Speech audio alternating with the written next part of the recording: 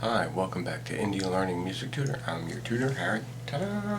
Hi, today we're going to talk about theory. Well, this is the first video in the discussion about theory. When I talk about theory, I generally try to talk about practical theory, things that you can use while using your instrument. Theory is a very large rabbit hole to go down, and most of it is really unnecessary for playing and song construction, especially considering music theory pretty much stagnates at about the 18th century as far as describing music is concerned, and anything more contemporary to that or anything outside of European musical tradition is completely ignored. Personally, I'm working on researching other musical traditions, musical theory explanations from cultures outside of Europe, but for purposes of this discussion, we are going to be using terminology associated with Western music theory. It's what I'm best versed in, so that's where we're at. That and I can't dance, so African music theory is pretty much out of the question for me right now. With that said, music theory is just basically tools that we use to describe what we're doing.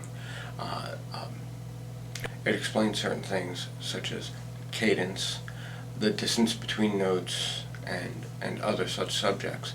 And all of that stuff with our 12-tone equal temperament scale that we use on most instruments in Western culture, it makes it just applicable to talk about them. That being said, music theory has a lot of room to grow as far as the discussion is concerned. Pop, rock, jazz can use the lingo to explain what's going on in them, but the rules of music theory don't really apply because music theory is not built around those styles of music. They were built around music created in the 18th century. The first thing that I try to tackle with people when discussing music theory is the cycle of fifths, circle of fourths. It's two names for the exact same thing. Generally, higher pitch instrument players, such as guitar players, concern themselves with the cycle of fifth. Lower pitch, lower register instrument players, such as bass players, saxophone players, what have you, are more concerned with fourth movements. That's just a way of seeing things. The circle, regardless of whether you go around clockwise or counterclockwise, is exactly the same. So, what's the order? If you play a string instrument, and that string instrument happens to be a guitar, bass, anything in that order. I know the ukulele comes away from this a little bit, but the U-bass, the bass ukulele, does not.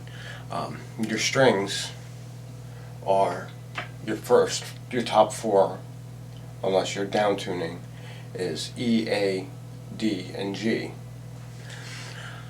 Those are all fourths from each other. Now, when we talk about the cycle or the circle, we always start on C because C is the scale with no flats, no sharps. Your C scale is C, D, E, F, G, A, B, and then the octave at C. So it's the easiest one to work with as far as teaching people about scales, teaching people about how scale textures change and what have you. Now,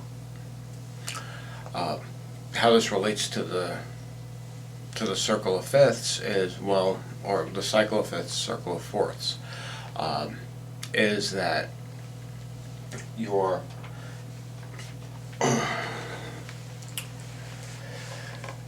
start here on C your fifth is right up above it or down the string and 2 frets forward. Let me move up so we can see the instrument better instead of my face. So as far as the cycle of fifths is concerned, C, G is the next one. That's the order, right? C, G. Then we go a fifth up from G to D. Then we go to A. Then we go a fifth up from A. A is the open string, so a fifth up would be E, B, and then we go a fifth up to F sharp, C sharp, G sharp, D sharp, and then from D sharp, B flat, F, and then back to C. That's the circle of fifths. And the exact opposite of that, the circle of fourths.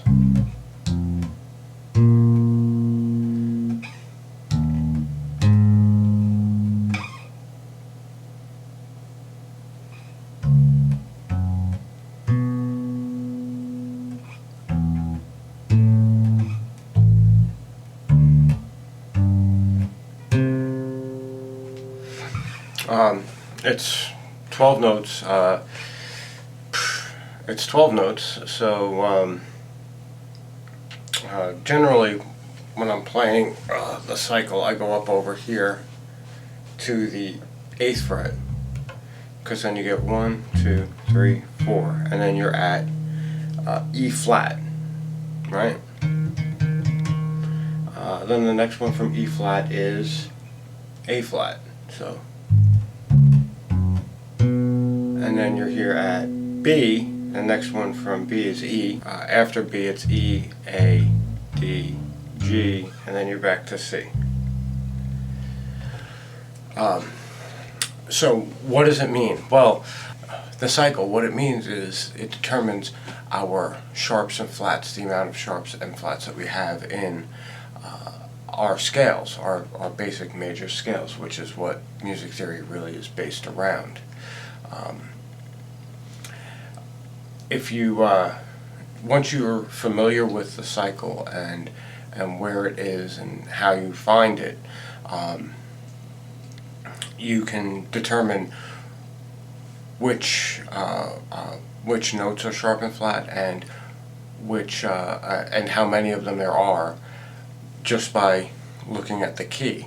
If we go to the scale of C major. Those are all, there's no incidentals, there's no sharps, no flats. If we go a fifth up to G, and we'll go over here for the G scale. G, A, B, C, D, E, F sharp, and G. Now, where did the F sharp come from?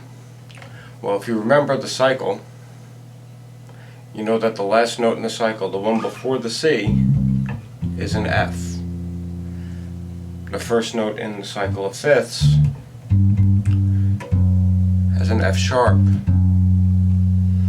And then we move forward, we go from G to D, right?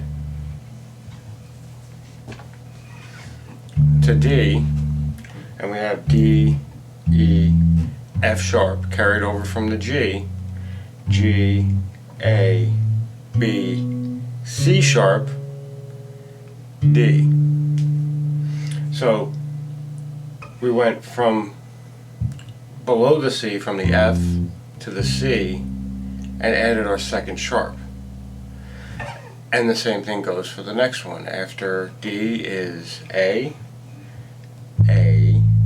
B, C sharp, D, E, F sharp, G sharp, A.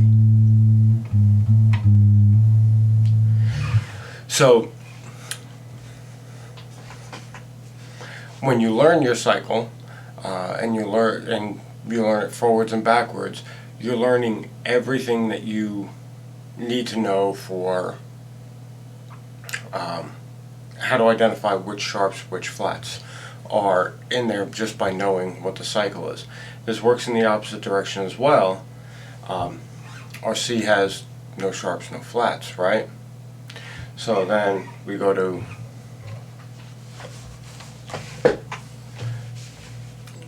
we have our C,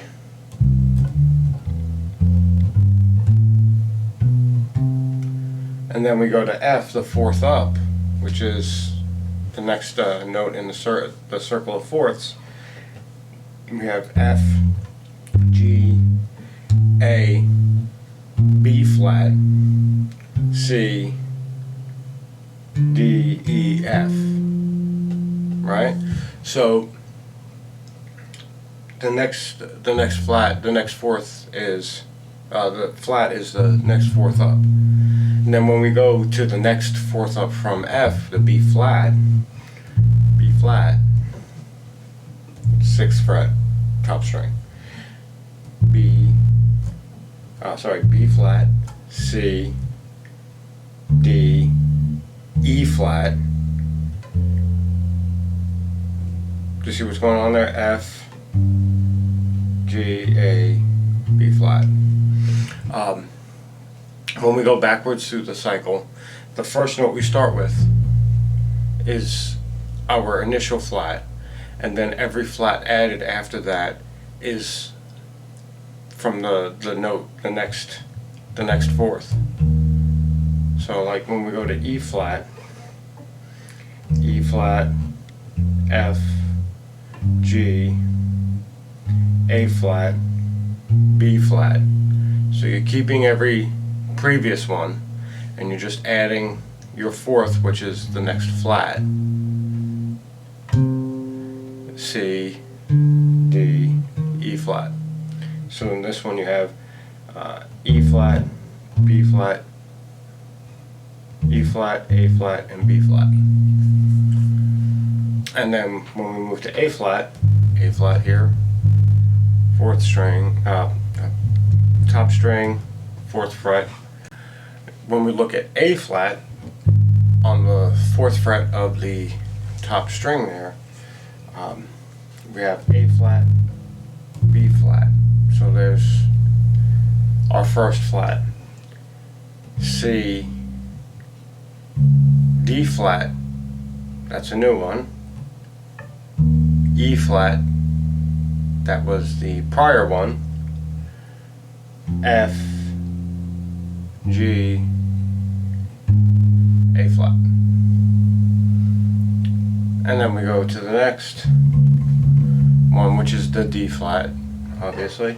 D flat, E flat, remember that one.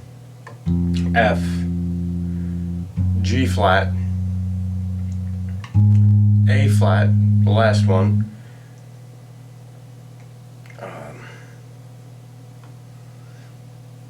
B flat, C, and B flat, C, and D flat. And then when we go to G flat, second fret, top string, G flat, A flat, B flat, B, D flat, E flat, F, G flat. Now, in this instance, you didn't hear me say C. This would actually be considered a C flat because it's G flat, A flat, because we're going in letter order. Since this is B flat, this has to be C flat, but it's actually a B. And then this can't be C sharp because it's D flat, so on and so forth. It's just a nomenclature thing. It's important when you're talking about it, but when you're playing, it's really not as important. So with that in mind, I wouldn't suggest running your scales all around your circle of fourths or your cycle of fifths. If you want to do that, that would help your knowledge of the fretboard, absolutely. But we do have exercises for that relating to arpeggios, which are the actual chord tones that are used when playing. So in short, let's try to put you in a position where you can see the whole fretboard, and we will go through this semi-blind to the camera because I can't really get good resolution from this angle. So the cycle of fourths, going counterclockwise around the cycle, is C, F, B flat, E flat, A flat, D flat, G flat, B, E, open string, A, D, G, which brings us back to C. And for you tenor soprano players, this is the fun one. We start from here, C, bottom string, I call that string 1, but bottom string, 5th fret, C, G, D, A, up to the 9th fret, E, B, G flat, D flat, 1st fret, bottom string, A flat, E flat, B flat, F, and then we're back to C. So just keep that in mind. You don't really need to do any like homework paperwork with that. I would familiarize yourself with the cycle and how it can be reached not only by going across all strings but by going across 2 strings. Generally when I do arpeggio exercises, I'm only using the top 2 strings to make my arpeggios a little easier to manage because they'll all be on the strings below them, you know, like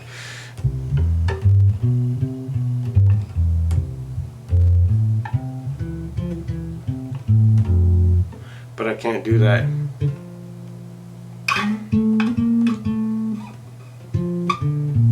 You know, that's just a lot of work there. I can just go up here and do it from here. You know? So I would get familiar with going through the cycle on 2 strings. You can also get familiar with going through the cycle on 1 string, you know, just C, F, B flat, E flat, A flat, D flat, G flat, B, E, A, D, G, and then back to C. I'm not really good at it on 1 string. I'll be completely fair. I don't really practice it all on 1 string that much. I have been doing extension exercises which require me to go across all 4 strings and up. So I've been getting more familiar with it, but I definitely can use some work there too. So that's my talk on the cycle of fifths / circle of fourths. If you have any questions, feel free to jot them down, send me an email, maybe we talk about it in a one-on-one, and I'll see you soon.